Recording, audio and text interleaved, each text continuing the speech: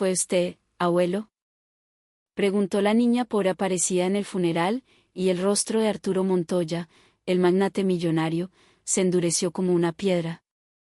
El aire se le escapó de los pulmones. Al mirar los ojos de la pequeña, la mente de Arturo quedó en blanco. Eran idénticos a los de su hijo muerto, una réplica exacta de su mirada. Y con la siguiente frase de la niña, Arturo finalmente se derrumbó. ¿Quién era esta niña? ¿Y cómo había llegado hasta este lugar? Era un día de lluvia fría en Bogotá, de esos en que el cielo gris parece besar el asfalto y la ciudad se gana a pulso su apodo de La Nevera. En la sala VIP de una de las funerarias más exclusivas del norte de la capital, el aire estaba denso con el perfume de los lirios y el murmullo contenido de hombres y mujeres vestidos de luto riguroso. Coronas de flores exóticas, tan opulentas que parecían gritar el estatus de quien las enviaba, rodeaban una fotografía enmarcada. En ella, un hombre de facciones elegantes y traje impecable sonreía con una calidez que ya no existía en el mundo. Era Julián Montoya, vicepresidente del Grupo Montoya, uno de los conglomerados económicos más poderosos de Colombia. Un hombre que había dejado este mundo con apenas 35 años. Frente al retrato, imponente y recto como un roble centenario, estaba su padre, Arturo Montoya. A sus casi 70 años, su postura era un testamento de disciplina y control férreo, ni un solo músculo parecía fuera de lugar. Sin embargo, las arrugas que surcaban su frente parecían más profundas que de costumbre, y sus ojos, hundidos en sus cuencas, delataban un dolor que ninguna fachada de poder podía ocultar. A su lado, con una expresión vacía y los gestos mecánicos de una muñeca de porcelana, estaba su nuera, Isabela, recibiendo las condolencias. Los invitados desfilaban en una procesión solemne. Figuras prominentes del mundo empresarial, altos funcionarios del gobierno, directores de medios de comunicación, todos inclinaban la cabeza ante el presidente del grupo, ofreciendo un pésame breve y ensayado. Mis más sentidas condolencias, don Arturo. Hemos perdido a un hombre excepcional. Una gran pérdida para el país, presidente. Arturo apenas asentía, un gesto mínimo y cortante. Su mirada permanecía clavada en el retrato de su hijo, perdida en un laberinto de recuerdos. La última vez que lo había visto volvía a su mente una y otra vez, como una película en bucle. La noticia del accidente, la carrera frenética hacia la clínica del country, el cuerpo de su hijo yaciendo inconsciente en una cama de hospital. El momento exacto en que el médico negó con la cabeza y pronunció la hora de la muerte. La impotencia de sostener la mano de Julián mientras se enfriaba, sin poder hacer nada más que observar cómo la vida se le escapaba. En un rincón de la sala, un grupo de periodistas preparaba sus cámaras, susurrando entre ellos. Un accidente de tráfico tan repentino que tragedia. Dicen que fue en la carretera, un derrape por la lluvia. ¿Por qué iría a tanta velocidad ese día? Parece que el vicepresidente tenía prisa por llegar a algún sitio. Fue entonces cuando la pesada puerta de madera de la sala se abrió con un leve crujido. Al principio, nadie le prestó atención, asumiendo que era otro invitado más. Pero cuando la figura que entró se hizo visible, el primer periodista en notarla contuvo el aliento. Era una niña, de no más de 9 años. Llevaba un sencillo vestido de color azul marino, gastado por el uso. La tela estaba húmeda por la lluvia, y de su cabello oscuro, recogido en una trenza pulcra, caían pequeñas gotas de agua. En sus manos menudas sostenía con fuerza una única flor blanca, un crisantemo. Poco a poco, los asistentes empezaron a fijarse en ella. Un murmullo se extendió por la sala como una onda. ¿Y esa niña quién es? ¿Dónde están sus padres? Pero la niña parecía ajena a las miradas y los cuchicheos. Caminaba como si en esa inmensa y lujosa sala solo existieran ella y la fotografía del difunto. Avanzaba lentamente, con pasos pequeños pero firmes, y en su andar había una extraña mezcla de inocencia y determinación. El asistente personal de Arturo, un hombre llamado Ricardo, se movió con rapidez. Con un gesto que pretendía ser cortés pero firme, intentó detenerla. Oye, pequeña, este no es un lugar para niños. ¿Dónde están tu mamá o tu papá? La niña levantó la vista hacia él. Sus ojos, grandes y oscuros, tenían una tristeza tan profunda y una claridad tan pura que Ricardo se quedó sin palabras. Vine sola, respondió con una vocecita suave. Luego, esquivó al asistente y continuó su camino hacia el altar, paso a paso, como si un imán invisible la trajera hacia el retrato de Julián. Para entonces, todas las miradas de la sala estaban fijas en ella. Los periodistas con sus cámaras, los empresarios con sus rostros impasibles, todos contenían la respiración, observando. ¿Quién era esa niña que irrumpía con tanta audacia en el corazón de un imperio en duelo? Finalmente, llegó frente al retrato. Levantó la cabeza para mirarlo, y una lágrima silenciosa rodó por su mejilla. Con mano temblorosa, colocó el crisantemo sobre el pedestal de madera. Luego, con una voz baja pero perfectamente audible en el silencio sepulcral, dijo: «Papá, ya llegué». Esa sola frase hizo que el tiempo se detuviera. Nadie se movió, nadie habló. El aire se cristalizó. Lo único que se oía era el zumbido distante del tráfico bogotano. Todos se miraban unos a otros con incredulidad y asombro. El silencio fue roto por el murmullo creciente de los invitados. ¿Que el vicepresidente tenía una hija? Pero entonces, ¿qué pasa con Isabela? ¿Ella sabía? Instintivamente, los periodistas levantaron sus cámaras. Esto era más que una noticia, era la exclusiva del año. La heredera secreta de la fortuna de los Montoya. Isabela, por su parte, tenía el rostro contraído en una máscara de incredulidad y horror. El rostro de Arturo Montoya se había convertido en granito. Él, que había enfrentado crisis corporativas y complots políticos sin pestañear, mostraba por primera vez una fisura en su armadura de control. Se acercó a la niña lentamente, como si arrastrara un peso invisible, y se arrodilló para quedar a su altura. ¿Tú quién eres?, preguntó con voz temblorosa. La niña levantó la cabeza y lo miró directamente a los ojos. En ese instante, Arturo sintió que el mundo se le venía encima. Las pupilas de la niña, la forma en que lo miraban eran las de su hijo. Era la misma mirada que Julián tenía de niño, cuando lo observaba desde abajo con una mezcla de admiración y temor. Me llamo Sofía. Sofía Montoya. ¿Montoya? El apellido de su familia en boca de esa niña. La mente de Arturo se quedó en blanco. ¿Quién te envió aquí? Sofía negó con la cabeza. Nadie me envió. Vine sola. De repente, la niña lo miró fijamente y preguntó, con una voz tan pura y directa que era como una daga: ¿Fue usted, abuelo? ¿Usted se opuso a que mis papás estuvieran juntos? La pregunta se clavó en el pecho de Arturo como un puñal helado. Palideció, y sus labios temblaron sin control. ¿Qué sabía esta niña? ¿Quién le había contado semejante cosa? En ese preciso momento, Sofía se llevó una mano a los ojos para secarse una lágrima. Al hacerlo, una pulsera de plata brilló en su delgada muñeca. Era pequeña y delicada, pero tenía algo grabado en ella. Un periodista con un ojo agudo y un teleobjetivo potente disparó el obturador. El flash iluminó la escena, capturando el instante para la posteridad. El lente de alta definición de la cámara reveló con claridad la inscripción en la pulsera: Elena, Julián, Sofía. 3 nombres, grabados uno al lado del otro. Las pupilas de Arturo se dilataron. Elena. Al ver ese nombre, el recuerdo de hace 10 años lo golpeó como un huracán. La mujer pobre, huérfana, la que, según él, iba a arruinar el futuro de su hijo. La mujer a la que había humillado, a la que le había arrojado un sobre con dinero como si fuera una limosna. Su nombre estaba allí. Elena, murmuró Arturo para sí mismo.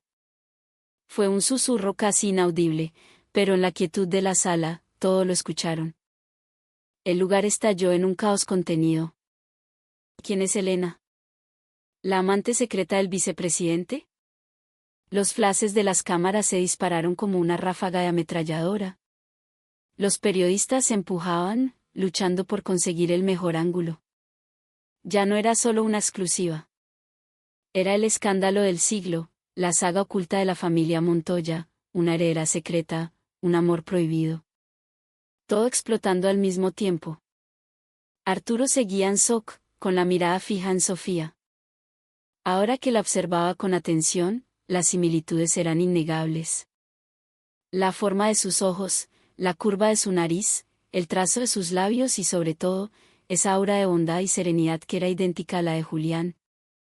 Arturo extendió una mano temblorosa para tocar el hombro de la niña, pero se detuvo a medio camino.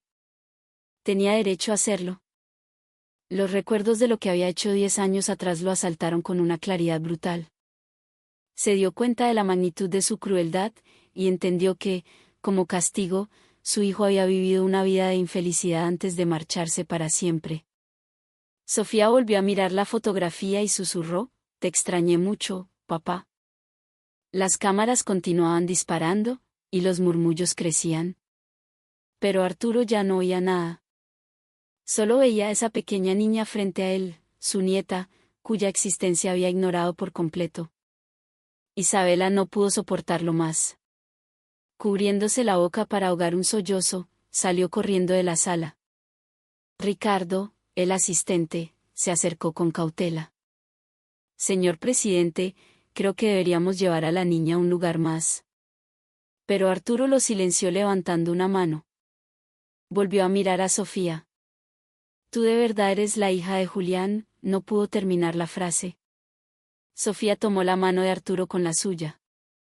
Era una mano pequeña y suave, y sintió como la de él temblaba. «No llores, abuelo». Esa simple muestra de consuelo hizo que los ojos de Arturo se enrojecieran. Él, que en toda su vida jamás había derramado una lágrima en público, sintió un nudo en la garganta. En medio de la tormenta de flashes, una lágrima solitaria finalmente escapó y rodó por su mejilla curtida. El mundo a su alrededor se desvaneció.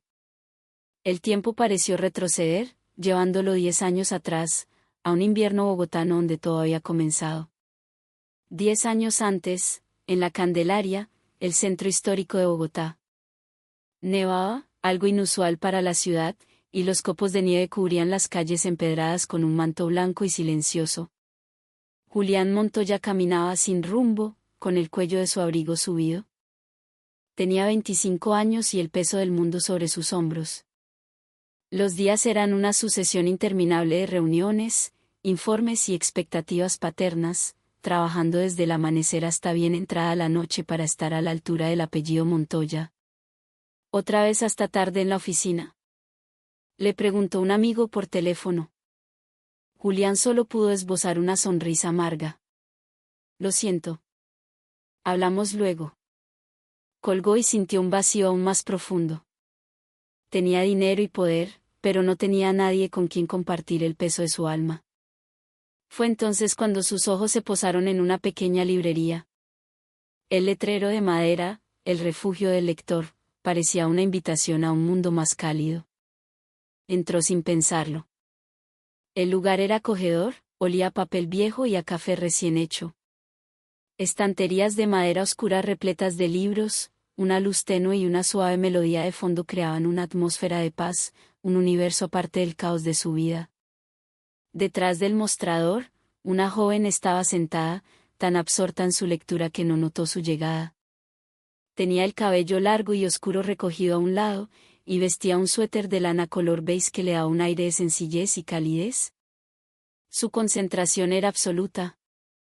Julián la observó por un momento, sintiendo una conexión inexplicable. No era despampanante ni llamativa, pero emanaba una serenidad que lo tranquilizó al instante. «Disculpe», dijo Julián en voz baja. La joven se sobresaltó y levantó la vista. «Ay, perdón. No me di cuenta de que había entrado alguien». Sonrió con timidez, y Julián le devolvió la sonrisa. «No se preocupe». ¿Qué libro la tenía tan atrapada? Ella le mostró la portada. «El Principito». «No importa cuántas veces lo lea, nunca me canso». En ese instante, el corazón de Julián dio un vuelco. El Principito era su libro favorito de la infancia. Un libro que su padre había despreciado, llamándolo una pérdida de tiempo y obligándolo a leer manuales de gestión empresarial en su lugar. A mí también me encanta ese libro, dijo Julián. Especialmente la parte del zorro.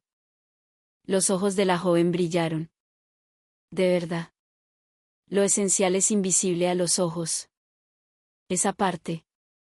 Empezaron a hablar de libros de forma natural, como si se conocieran de toda la vida. A partir de ese día, Julián visitó la librería con frecuencia.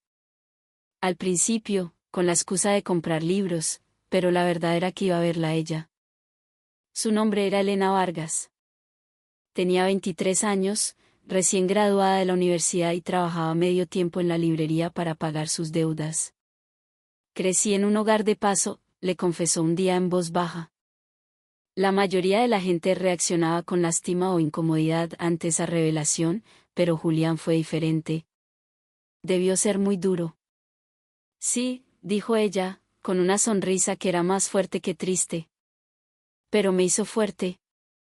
Y los libros me ayudaron a no sentirme sola. Había una resiliencia admirable en Elena. La belleza de su espíritu, que había florecido a pesar de las dificultades, lo cautivó. Con el tiempo, se hicieron inseparables. Cenaban juntos después del trabajo en pequeños restaurantes del Chorro de Quevedo, iban a cine los fines de semana o simplemente caminaban por el parque de la 93, hablando de todo y de nada. Con Elena, Julián dejaba de ser el heredero del grupo Montoya, era simplemente Julián. Mi padre siempre dice que no soy suficiente, que nunca hago lo bastante, le confesó una noche, con un suspiro. Elena le ofreció un tinto caliente. Pero te esfuerzas muchísimo, Julián. Algún día lo reconocerá. Y aunque es importante cumplir con las expectativas, también lo es vivir para uno mismo. Le apretó la mano suavemente. Para Julián, Elena era su único refugio. Pero la felicidad, como la neblina bogotana, era efímera. Un día, Ricardo, el asistente de su padre, lo fue a buscar. El señor presidente lo espera en su oficina. Al entrar, Julián se encontró con la mirada glacial de Arturo. Sobre el escritorio de caoba maciza, había varias fotografías esparcidas. Eran fotos de él y Elena, riendo, caminando, tomados de la mano. ¿Quién es esta mujer? La voz de Arturo era como el hielo. Es la persona con la que estoy saliendo. ¿Saliendo? Eres el heredero de esta familia, Julián. No puedes salir con cualquiera. Julián apretó los puños. No es cualquiera. Elena es una buena persona. Buena persona. Arturo le arrojó un informe. No tiene padres. No tiene apellido. No tiene nada. El informe detallaba la vida de Elena, criada en un orfanato, con un crédito del ICETEX, viviendo en un apartaestudio alquilado en Chapinero. Para Arturo, eso era todo lo que necesitaba saber. ¿Has pensado en cómo una mujer así afectaría la imagen de la compañía? ¿Qué importa todo eso si la amo? Replicó Julián. La mirada de Arturo se volvió aún más fría. ¿El amor? Esos sentimentalismos son para los débiles. Tú eres el heredero de un imperio multimillonario. Necesitas una mujer que esté a tu altura. Deja de ver a esa mujer. Es una orden. Julián temblaba de rabia, pero la expresión implacable de su padre lo dejó sin argumentos. Esa noche llamó a Elena. Creo que hoy no podremos vernos. Mucho trabajo en la oficina. No te preocupes. Descansa bien cuando termines, la cálida voz de Elena le partió el corazón. Julián siguió viéndola a escondidas, pero la vigilancia de Arturo se intensificó. El equipo de seguridad de la empresa lo seguía a todas partes, informando cada uno de sus movimientos. Un día, Elena se dio cuenta. Siento que alguien nos está siguiendo últimamente, dijo, mientras se encontraban en la librería. La ansiedad se reflejaba en sus rostros. Y hoy vino un hombre extraño a hacerme preguntas. Quería saber quién era yo, qué relación tenía contigo. Julián le tomó las manos con fuerza. Lo siento. Es mi padre. Se opone a lo nuestro. El rostro de Elena palideció. Entonces nosotros. No te preocupes. Lo convenceré. Me tomará tiempo, pero haré que te acepte. Pero la promesa de Julián nunca se cumplió. Días después, un sedán de lujo con vidrios polarizados se detuvo frente a la librería. Varios escoltas descendieron, seguidos por Arturo Montoya. La presencia del magnate en una modesta librería de la Candelaria era un espectáculo insólito. Arturo caminó lentamente hacia Elena, ignorando las miradas curiosas. ¿Usted es Elena Vargas? Ella asintió, nerviosa. Necesito hablar con usted. Se trasladaron al lounge de un hotel cercano. Arturo la miró con frialdad y arrojó un sobre grueso sobre la mesa. ¿Cuánto quiere? ¿Perdón? Preguntó Elena con voz temblorosa. El precio por desaparecer de la vida de mi hijo. No puedo permitir que una mujer como usted esté cerca de él. Una mujer como yo. Los ojos de Arturo se afilaron. Huérfana. Sin familia, sin dinero. Una mujer criada en la caridad. Mi hijo no está a su nivel. Elena palideció, pero con manos temblorosas, empujó el sobre de vuelta. Yo no estoy con Julián por su dinero. Entonces, ¿por qué? ¿Por amor? Arturo soltó una risa seca. Déjese de tonterías. Si de verdad le importa a Julián, debe irse. Por su culpa, él podría perderlo todo.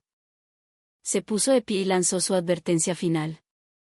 Tome este dinero y desaparezca. Si se niega, me aseguraré de que pierda esta librería, el apartamento en el que vive, todo. Tengo el poder para hacerlo. Elena bajó la cabeza, conteniendo las lágrimas. Sabía que tenía que ceder, por el bien del hombre que amaba. Tiene una semana para desaparecer. Y no vuelva a aparecer en la vida de mi hijo nunca más. Cuando Arturo se fue, Elena permaneció sentada por un largo tiempo, con el sobre intacto sobre la mesa. Esa noche, le hizo una última llamada a Julián. Julián, creo que debemos terminar. ¿Qué? ¿Por qué dices eso de repente? Lo he pensado bien, somos de mundos demasiado diferentes. Lo siento. Colgó. Por más que Julián volvió a llamar, ella no contestó. Al día siguiente, Elena había desaparecido sin dejar rastro. Julián la buscó desesperadamente. La librería, el apartamento, todos los lugares que frecuentaban. Pero no había ni rastro de ella. Una semana después, Arturo lo llamó a su oficina. Esa mujer finalmente aceptó el dinero y se fue. ¿De qué está hablando? Arturo sonrió con frialdad, tejiendo su mentira. Le ofrecí dinero y lo aceptó sin dudarlo. Desapareció. Al final, solo le interesaba tu plata. Mentira. Elena no es así.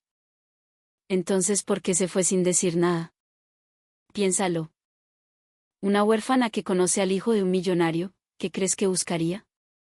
Julián no quería creerlo, pero el hecho era que Elena había desaparecido. Por más que la buscaba, no aparecía. La duda, como un veneno, comenzó a corroer su corazón. Espero que hayas aprendido la lección. En este mundo no se puede confiar en nadie. Especialmente cuando hay dinero de por medio, dijo Arturo, satisfecho. Desde ese día, Julián cambió. Dejó de creer en el amor y en las personas. Se convirtió en una marioneta que hacía todo lo que su padre ordenaba. Pero la verdad era otra. Elena nunca aceptó el dinero. Simplemente se había alejado por amor. La mentira de Arturo había cambiado el destino de ambos para siempre. Julián vivió como un autómata. Su rutina se reducía a la oficina y la casa. Su mirada estaba vacía, y su cálida sonrisa había desaparecido. Sus colegas notaban el cambio, pero nadie se atrevía a preguntar. Julián, hijo, ¿hasta cuándo vas a seguir así? Le preguntaba su madre, preocupada. Estoy bien, mamá, respondía él, sin emoción. Viendo a su hijo así, Arturo se sentía satisfecho. Pensaba que el tiempo curaría la herida y que, una vez que se casara con la mujer que él había elegido, todo volvería a la normalidad. 6 meses después de la desaparición de Elena, Arturo le dio una orden a su hijo. Esta noche tenemos una cena importante. Ponte un buen traje. Juliana sintió sin energía. Sabía que era inútil oponerse. Esa noche, en el salón privado de un lujoso hotel, 2 familias se reunieron. Al otro lado de la mesa estaban el senador Coronado, una figura influyente en la política nacional, y su hija, Isabela. Era una mujer educada en los mejores colegios de Bogotá y con un posgrado en el extranjero. Lucía un elegante vestido negro que resaltaba su belleza. Mi Isabela será una nuera impecable para la familia Montoya, dijo el senador con orgullo. Arturo respondió con una sonrisa de satisfacción. Y nuestro Julián será un esposo excelente. Mientras los padres negociaban el futuro de sus hijos, Isabela observaba discretamente al hombre que tenía enfrente. Atractivo, de buena familia, exitoso, en el papel, era el candidato perfecto. Una pequeña chispa de esperanza se encendió en ella. Pero Julián ni siquiera la miró. Sus ojos estaban perdidos en el vacío. Después de la cena, salieron al jardín del hotel. Un silencio incómodo flotaba entre ellos. Yo tampoco quería venir, dijo Isabela, rompiendo el hielo. Yo tampoco, respondió Julián con una media sonrisa triste. Si esto le incomoda, puedo hablar con mi padre, ofreció Isabela.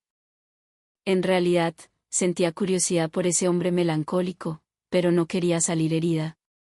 ¿Había alguien más en su vida?, preguntó ella con delicadeza. Julián se detuvo. El rostro de Elena apareció en su mente, pero negó con la cabeza. No. Nadie. Era una mentira, pero ya no quería pensar en Elena. Se obligaba a creer que era la mujer que lo había abandonado por dinero. Los preparativos de la boda avanzaron a toda velocidad. La prensa la llamó la boda del año, y el mundo empresarial celebró la unión de 2 poderosas familias.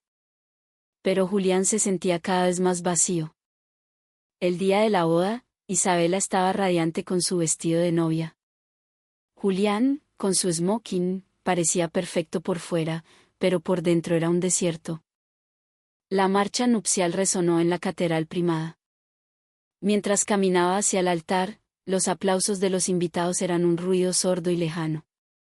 De repente, recordó la boda que había soñado con Elena, una ceremonia sencilla en una pequeña iglesia de un pueblo, rodeado solo de la gente que los quería.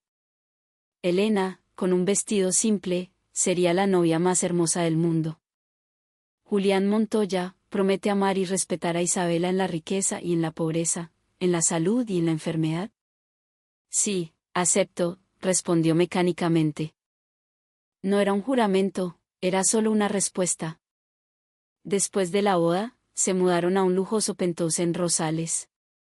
Un apartamento enorme, muebles de diseño, todo era perfecto, excepto por la falta de calor humano. Julián e Isabela vivían bajo el mismo techo, pero dormían en habitaciones separadas. Eran extraños. Isabela, sin embargo, se esforzó por ser la esposa perfecta. Le preparaba el desayuno, intentaba conocer sus gustos, pero Julián siempre se escondía detrás del periódico económico. ¿Podrías llegar temprano esta noche?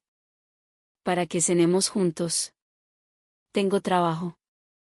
Cada rechazo era una pequeña herida en el corazón de Isabela. Así pasaron 10 años. No tuvieron hijos. Para tener un hijo, primero hay que ser una pareja, y ellos nunca lo fueron. Con el tiempo, Isabela se cansó. Dejó de intentar ganar el corazón de su esposo. Las dudas y la soledad la consumieron, y ella también cerró las puertas de su corazón. Vivían una farsa, el matrimonio perfecto de la alta sociedad bogotana, pero por dentro eran 2 almas huecas. Un día de primavera, la rutina se rompió. Vicepresidente, tiene programada una visita a la planta de producción en el eje cafetero. Julián asintió. Era un viaje de negocios como cualquier otro. Pero ese viaje lo cambiaría todo. Mientras el avión descendía hacia Pereira, Julián miraba por la ventanilla. El paisaje verde y exuberante del Quindío se extendía bajo él, pero sus ojos no veían nada. Era solo otro día más en su vida vacía. Después de la inspección de la planta, de camino al aeropuerto, el coche se detuvo de repente. ¿Qué sucede? Lo siento, vicepresidente. Hay un accidente más adelante, la carretera está bloqueada. Julián, impaciente, decidió bajarse y caminar el resto del trayecto. El aeropuerto no estaba lejos. La plaza frente al aeropuerto estaba llena de vida. Un pequeño mercado local ofrecía frutas, artesanías y el aroma del café recién molido.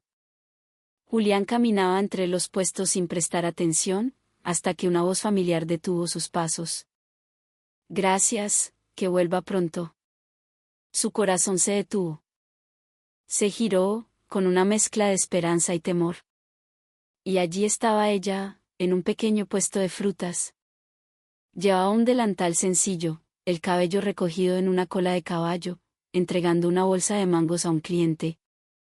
Era Elena. 10 años habían pasado, pero la reconoció al instante.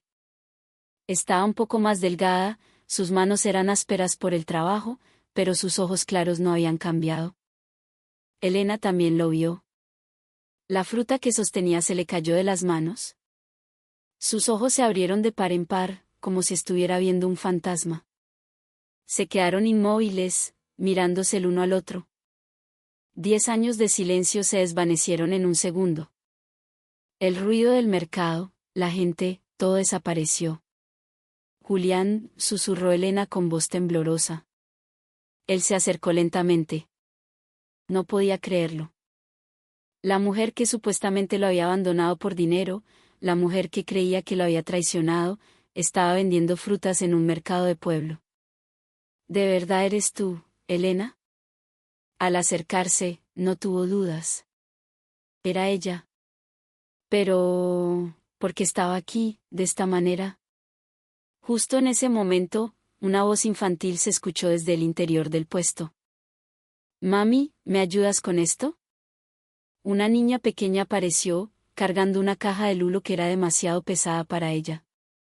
La mirada de Julián se clavó en la niña. Y sintió que se ahogaba. En el rostro de esa niña, vio su propio rostro de niño. Los mismos ojos, la misma nariz, incluso la forma de sonreír. Al ver la expresión de Julián, Elena rápidamente hizo que la niña volviera a entrar. Sofía, quédate adentro, mi amor. Sofía. Al escuchar ese nombre, el corazón de Julián empezó a latir con una fuerza descomunal.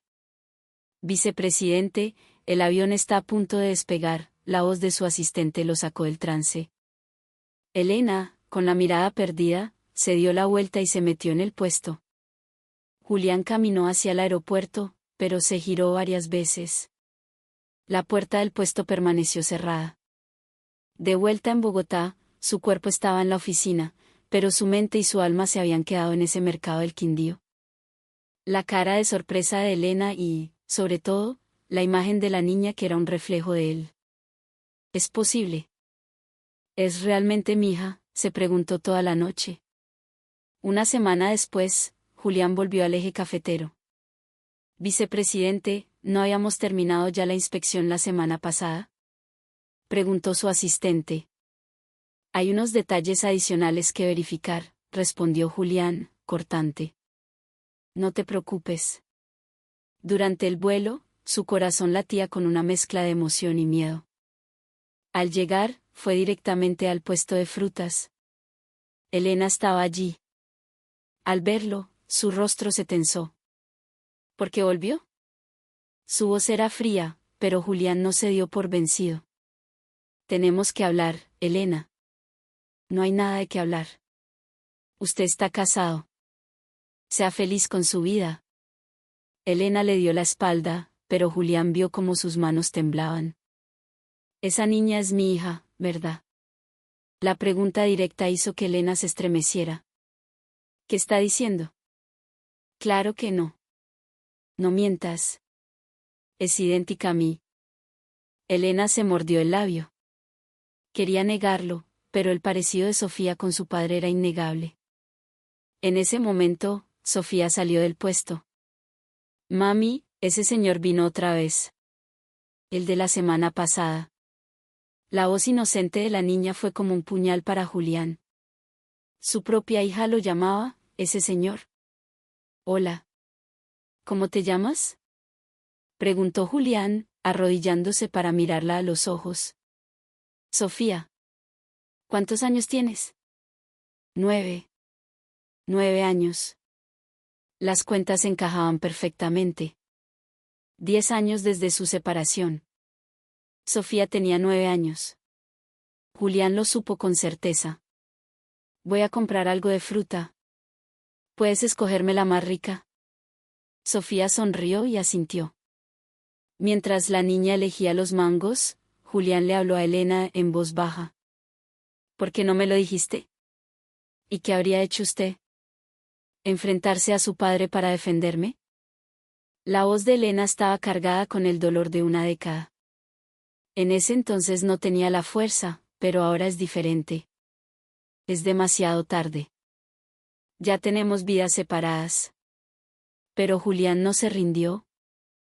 A partir de ese día, viajó al Quindío todas las semanas. En la oficina, inventó la excusa de un nuevo proyecto de desarrollo en la región. En realidad, iba a ver a Elena y a Sofía. Al principio, Elena lo rechazaba. Por favor, deje de venir. Mi hija y yo estamos bien. Sofía necesita un padre. Ha crecido bien sin uno hasta ahora. No necesitamos su ayuda. Pero Julián persistió. Adoptó una nueva estrategia, acercarse poco a poco a la niña. Sofía, ¿quieres que te compre un helado? Tengo que preguntarle a mi mamá. Pues vamos a preguntarle juntos. Sabía que con la niña presente, Elena no podría ser tan dura. Con el tiempo, Sofía empezó a abrirle su corazón. Julián descubrió que le encantaban los libros y le llevó cuentos. Le gustaba dibujar, así que le regaló una caja de colores. Señor, ¿por qué es tan bueno con nosotras? Preguntó Sofía un día. Porque me caes muy bien, Sofía. De verdad. ¿Usted también me quiere? A Julián se le llenaron los ojos de lágrimas. Claro que te quiero. Eres mi hija. Pero no podía decirlo. Una tarde de primavera, Julián le estaba enseñando a Sofía a montar en bicicleta entre los cafetales. Verla reír mientras pedaleaba era la imagen más hermosa que había visto en su vida. Señor, ya puedo sola. Con cuidado, despacio. De repente, Sofía dijo, ¿así se siente tener un papá? Julián se quedó sin aire. Apartó la mirada y respondió a duras penas. Sí, supongo que es algo así. Yo no conozco a mi papá. Mi mamá dice que está en el cielo.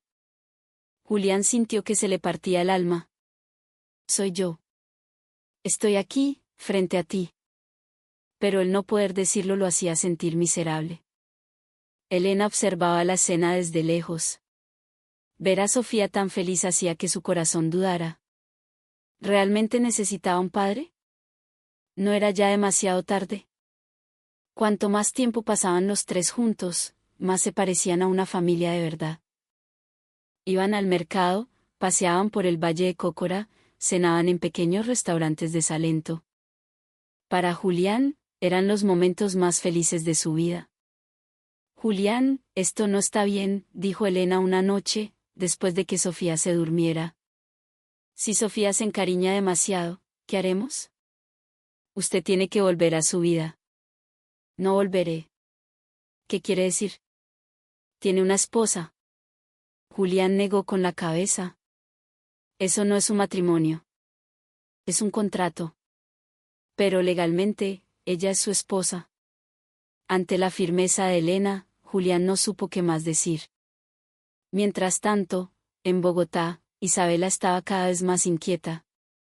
Los frecuentes viajes de su esposo al eje cafetero le parecían extraños. ¿Y él había cambiado? Parecía más vivo.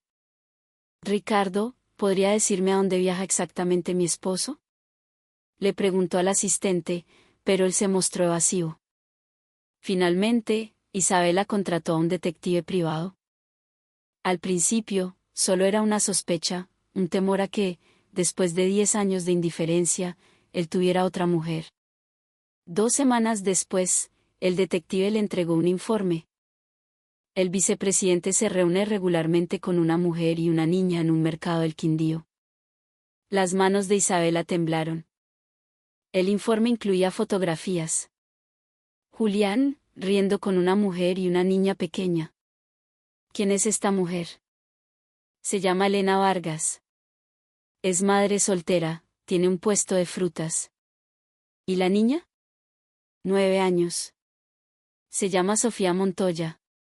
Sofía Montoya. El apellido. Y la expresión de pura felicidad en el rostro de su esposo. Isabela lo entendió todo. Esa noche esperó a Julián en la sala. Cuando él llegó, ella estaba sentada en el sofá, con una copa de vino. Llegas tarde. De tu viaje al Quindío, ¿no? Veo que vas mucho por allá últimamente. El rostro de Julián se tensó. ¿Es por trabajo? ¿O ese puesto de frutas también es parte del negocio? Isabela arrojó el informe del detective sobre la mesa. Las fotos se desparramaron. Explícame esto. ¿Quién es esa mujer? ¿Y quién es esa niña? Julián guardó silencio por un momento y luego habló. Es alguien a quien conocí antes de casarme contigo. ¿Y la niña? Contéstame. ¿Es tu hija? El silencio de Julián fue la respuesta. Lágrimas de rabia y humillación brotaron de los ojos de Isabela. ¿Cómo pudiste? ¿Viviste conmigo 10 años ocultándome esto? Yo también me enteré hace poco. ¿Y ahora qué?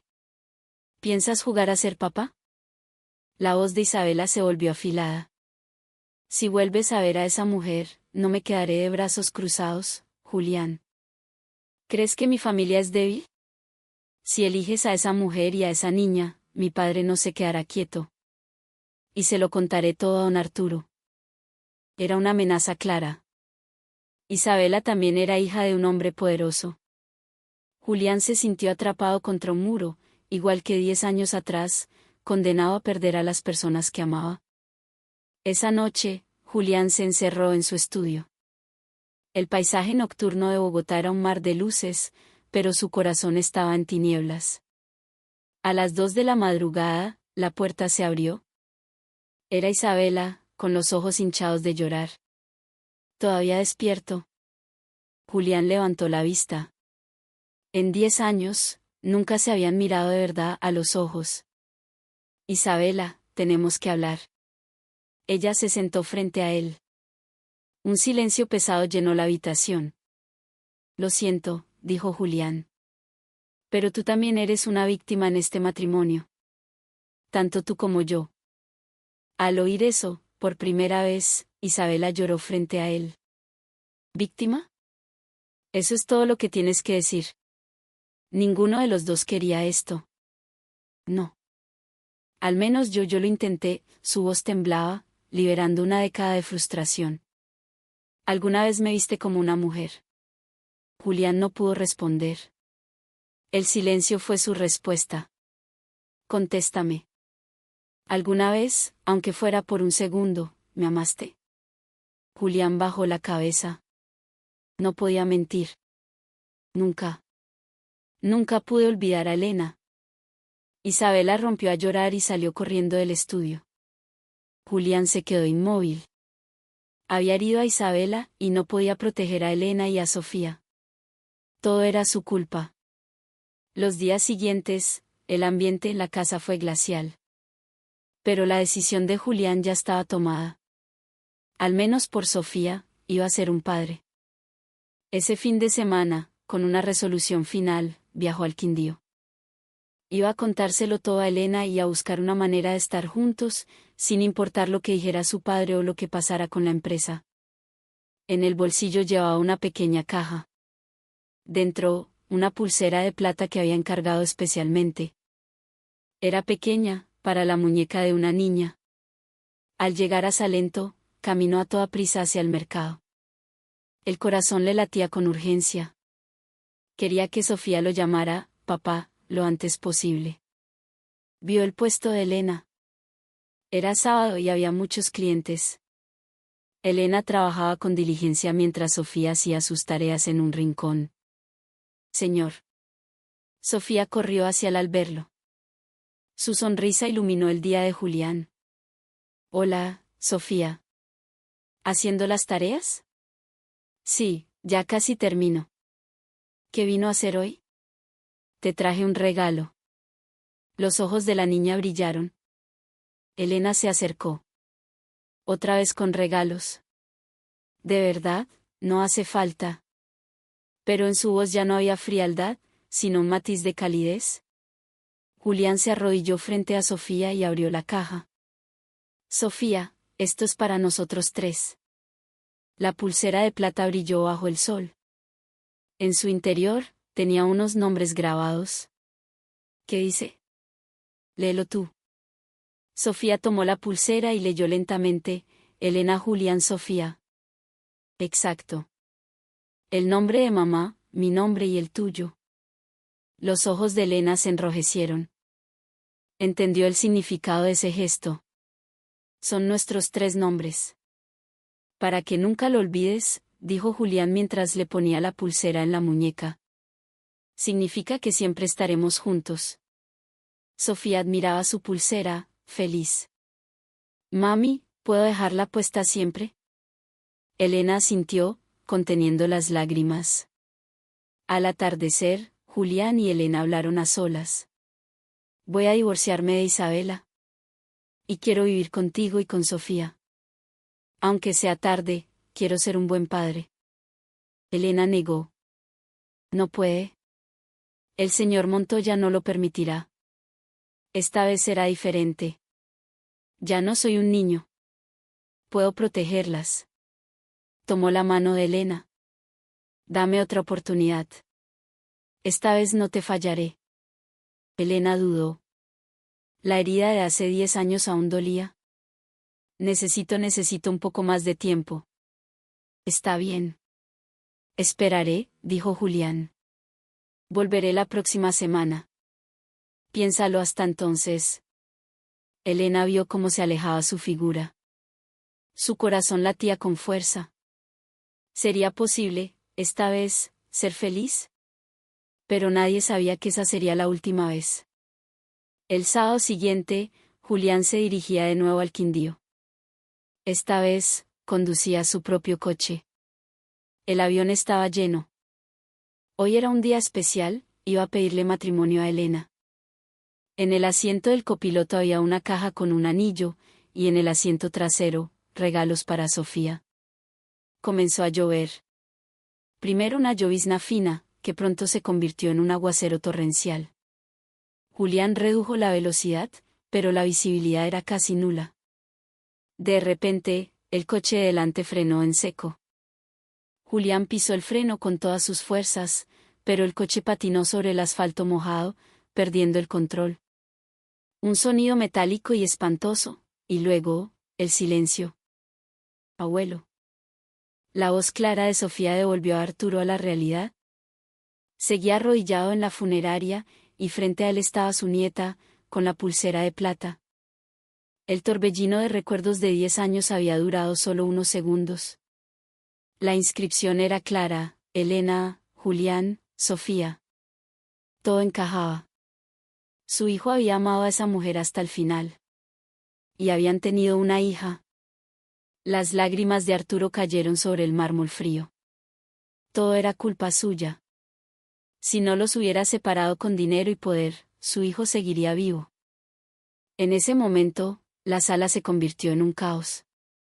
Señor presidente, ¿quién es esa niña? Una declaración, por favor. Los periodistas se abalanzaron sobre él. Los flashes eran cegadores. Alguien gritó, la niña se va. Sofía, con una expresión de tristeza pero sin miedo, se dio la vuelta y empezó a correr hacia la salida. Arturo se levantó instintivamente, tambaleándose. La siguió hacia afuera, como si una fuerza invisible lo guiara. Afuera, el aire de la noche era gélido. La lluvia de Bogotá caía sin cesar. Arturo miró a su alrededor, jadeando. ¿A dónde había ido Sofía? Entonces la vio. A unos metros de la entrada, bajo la luz de un farol, había una mujer. Sin paraguas, inmóvil bajo la lluvia, mirando hacia la funeraria. Su rostro estaba empapado, no se sabía si por la lluvia o por las lágrimas. Sofía corrió hacia ella. Mamá. Al ver a la niña abrazarse a la mujer, Arturo se detuvo en seco. Era ella. Era Elena Vargas. La mujer a la que había humillado 10 años atrás. El único y verdadero amor de su hijo. El tiempo había pasado, pero la reconoció de inmediato. Estaba más delgada, con las marcas del trabajo duro en su rostro, pero su mirada clara seguía siendo la misma. Quizás, incluso, más fuerte. Elena también lo vio. Sus miradas se cruzaron en medio de la lluvia. Los labios de Arturo temblaron. Entonces la niña es de verdad. No pudo terminar. Ya lo sabía, pero confirmarlo era otro golpe. Elena, en lugar de responder, inclinó la cabeza y dejó que las lágrimas fluyeran libremente, lágrimas contenidas durante 10 años de soledad, de noches consolando a una hija que preguntaba por su padre, y ahora, lágrimas frente al funeral del hombre que amaba. «Mamá, ¿por qué lloras?», preguntó Sofía. «No es nada, mi amor». «Es por la lluvia», logró sonreír Elena. Arturo se acercó, paso a paso. De cerca, las huellas del sufrimiento en el rostro de Elena eran evidentes. «¿Por qué? ¿Por qué no me lo dijiste?». Su voz era un susurro roto. ¿Y qué habría cambiado si lo hubiera sabido? La voz de Elena era tranquila, desprovista de ira, solo cansancio. «Usted no nos habría aceptado entonces. Habría hecho infeliz a la niña también». Arturo no pudo rebatirle. Tenía razón. El Arturo de hace 10 años habría hecho exactamente eso. Pero Julián él tenía derecho a saber. Lo sabía, las lágrimas de Elena volvieron a brotar. «Nos encontramos por casualidad hace unos meses. Desde entonces, venía a vernos todas las semanas. Se había encariñado mucho con la niña». El corazón de Arturo se desgarró. Su hijo había encontrado la felicidad en sus últimos meses. Y también la agonía de no poder estar con ellos. Por eso viajaba tanto al Quindío. «Sí. Ayer también tenía que venir», la voz de Elena se quebró. Arturo cayó de rodillas sobre el asfalto mojado. El orgullo del presidente del grupo Montoya ya no importaba. Extendió una mano temblorosa y tomó la manita de Sofía. «Perdóname. El abuelo lo siente mucho». Sofía lo miró, sin entender. «¿Por qué te disculpas? ¿Por qué no querías a mi mamá?». Ante la inocente pregunta, Arturo no pudo responder. ¿Cómo explicarle que por su arrogancia ella había crecido sin padre, y que ahora nunca lo conocería? La lluvia arreciaba. Los tres, abuelo, madre y nieta, unidos por primera vez por el dolor. «Debería entrar, señor presidente». «Se va a resfriar», dijo Elena. «Nosotras ya nos vamos». «No pueden irse», exclamó Arturo, desesperado. «No puedo dejarlas ir. Es mi nieta. Es la hija de Julián». Elena sonrió con tristeza.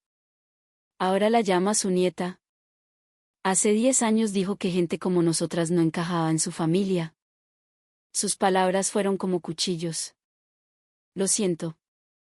De verdad lo siento».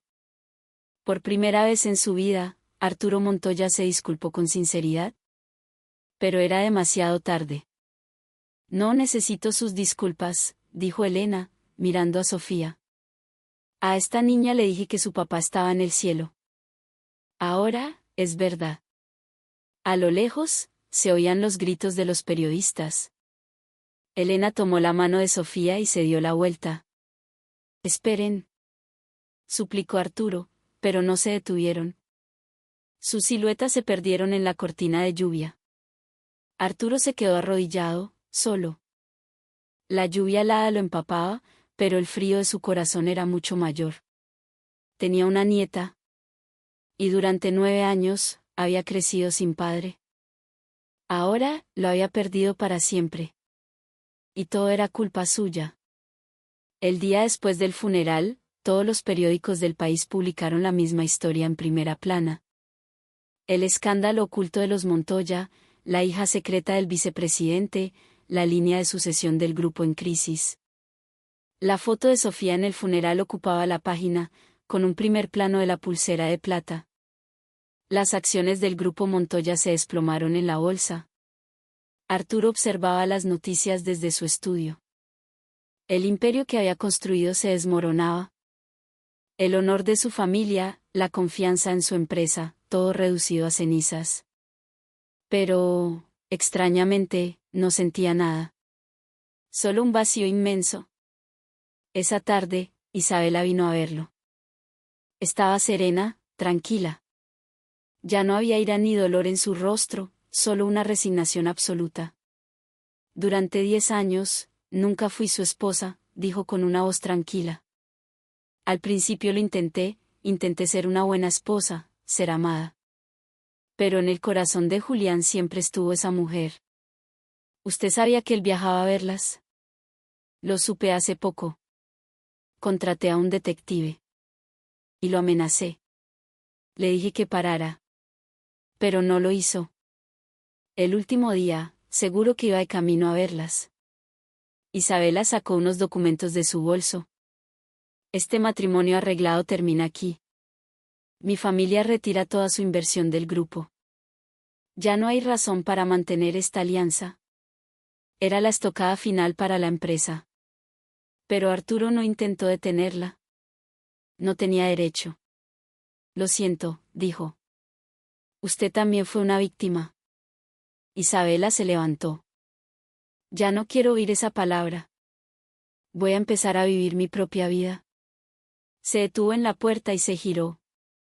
Esa niña no tiene la culpa de nada. Por favor, asegúrese de que no sufra. Arturo se quedó solo en la inmensa casa. Por la noche, subió al cuarto de su hijo.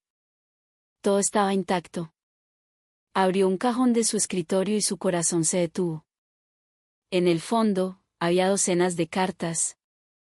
Arrugadas, dobladas, pero guardadas con esmero. Todas dirigidas a Elena. Abrió una, con manos temblorosas. Elena, te extraño. Otro día pensando en ti. Espero que estés bien, donde quiera que estés. No me olvides hasta que te encuentre. La fecha era de 10 años atrás. Leyó otra. Hoy me casé. Como mi padre quería. Pero solo podía pensar en ti. Perdóname. Las cartas contaban una década de dolor silencioso. La última era de hacía solo unas semanas. Elena, te encontré. Y teníamos una hija. Una niña preciosa que se parece a ti. Ahora entiendo por qué desapareciste sin aceptar el dinero. Me estabas protegiendo. Voy a arreglarlo todo. Me divorciaré y viviré con ustedes. Espérame, solo un poco más. Arturo no pudo seguir leyendo. Abrazó las cartas y sollozó. Por primera vez en su vida, lloró desconsoladamente. Había destruido el amor de su hijo, arruinado la vida de una mujer y le había robado un padre a una niña inocente. Y al final, había perdido a su hijo. Por proteger su dinero y su honor, había perdido lo más valioso. Al día siguiente, antes del amanecer, Arturo salió de su casa. Sin chofer, sin asistente. Tomó el primer avión al Quindío. Encontró el mercado y la vio. Elena, preparando su puesto de frutas en la penumbra del alba. Se quedó mirándola desde lejos. La mujer a la que había humillado era simplemente una madre trabajadora y honesta. Se acercó. No se acerque, por favor, dijo ella, con voz fría pero temblorosa. Por favor. Solo escúchame un momento. Le entregó el sobre con las cartas. Julián escribió esto para ti. Elena las tomó, sus manos temblando. Abrió una. Elena, te extraño. Las lágrimas empañaron su vista y no pudo seguir leyendo. Se derrumbó, sollozando. ¿Cómo? ¿Cómo pudo durante 10 años? Te amó hasta el final, dijo Arturo, arrodillándose ante ella. Perdóname. Todo esto es mi culpa. ¿De qué sirve ahora? Él no va a volver. Lo sé. No merezco tu perdón. Pero por favor, déjame ayudarte. Por la niña. Sofía y yo hemos estado bien solas. Podemos seguir estándolo. Esta carta es suficiente. Al menos sé que no me olvido. Ahora, por favor, váyase. Y no nos busque más. Arturo regresó a Bogotá con el corazón roto. Pero tomó una decisión. Convocó una rueda de prensa que sacudió al país. Pido disculpas a la nación, comenzó, inclinándose profundamente. Hoy, renuncio a la presidencia del Grupo Montoya. La empresa quedará en manos de un equipo de profesionales. No habrá más gestión familiar. El salón estalló en murmullos. Además, donaré toda mi fortuna a la sociedad. Crearé una fundación para apoyar a las madres solteras y sus hijos, para que nadie tenga que sufrir la discriminación y las dificultades que sufrieron 2 personas a las que les fallé. Miró directamente a la cámara, como si le hablara a alguien al otro lado de la pantalla. Pasaré el resto de mi vida tratando de enmendar el daño que causé a mi nieta y a la mujer que mi hijo amó. El pecado de destruir la vida de alguien no se paga ni en una vida entera. Pero viviré para pedir perdón a todos los que herí. En Salento, Elena veía la conferencia en un pequeño televisor. La arrogancia de Arturo había desaparecido. En sus ojos había un arrepentimiento genuino. Mamá, ¿qué ves? Sofía había vuelto del colegio. Nada, mi amor, solo las noticias. Ah, ¿es el abuelo?, dijo la niña. Se veía triste en el funeral. Él también perdió a su papá, como yo. La inocencia de su hija volvió a romper el corazón de Elena. La lluvia comenzó a caer de nuevo, como el día que Julián murió, como el día que Arturo vino a pedir perdón. Una semana después, un coche negro se detuvo frente al puesto. Era Arturo. Vine a decirte esto en persona, dijo con voz humilde. Quiero pasar mi vida espiando mis pecados. Por favor, déjame cuidar de ti y de Sofía. Ya no hay razón para eso, respondió Elena, aunque su voz ya no era tan dura. No es una obligación. Es mi penitencia. En ese momento, Sofía salió corriendo del puesto. Abuelo. Sonrió, y la sonrisa pura de la niña pareció iluminar el día gris. ¿Ya vas a aceptar a mi mamá? Arturo se arrodilló, sin importarle ensuciar su traje. Sí. Y lamento mucho no haberlo hecho hace 10 años. Ahora esperaré hasta que tu mamá me perdone. Sofía tomó su mano arrugada. Entonces yo esperaré contigo, abuelo. Para que no te sientas solo. Una lágrima rodó por la mejilla de Arturo. Elena se dio la vuelta para ocultar las suyas. El muro de hielo que había construido durante una década comenzaba a derretirse. Con el tiempo, susurró, sin poder terminar la frase. Pero Arturo entendió. No era un rechazo. El tiempo pasó. Arturo visitaba el puesto todas las semanas. No hablaba mucho. Simplemente ayudaba. Cargaba cajas pesadas, le compraba cuadernos a Sofía. Poco a poco, se convirtió en una presencia silenciosa y constante en sus vidas. Un día, fueron juntos a la reunión de padres de la escuela de Sofía. Sofía es una niña maravillosa, dijo la maestra. Es muy inteligente y siempre ayuda a sus amigos. Por primera vez en mucho tiempo, Arturo sonrió. Una sonrisa genuina. Llegó el otoño. Una tarde, Sofía le entregó un dibujo. En él, estaban 4 personas, mamá, papá, Sofía y el abuelo. Todos sonreían bajo un arco iris. Arturo tomó el dibujo con manos temblorosas. Julián, susurró. Perdóname, hijo. Llegué tarde. Pero te prometo que la cuidaré. Cuidaré a la niña que tanto querías. Elena, a su lado, secó una lágrima. Sofía abrazó a su abuelo. El sol del atardecer los bañó con una luz cálida y anaranjada. El tiempo, que se había detenido, comenzaba a fluir de nuevo. No era una familia perfecta, pero estaban juntos. El perdón no llegó de un día para otro, sino que se fue construyendo con pequeños gestos de comprensión.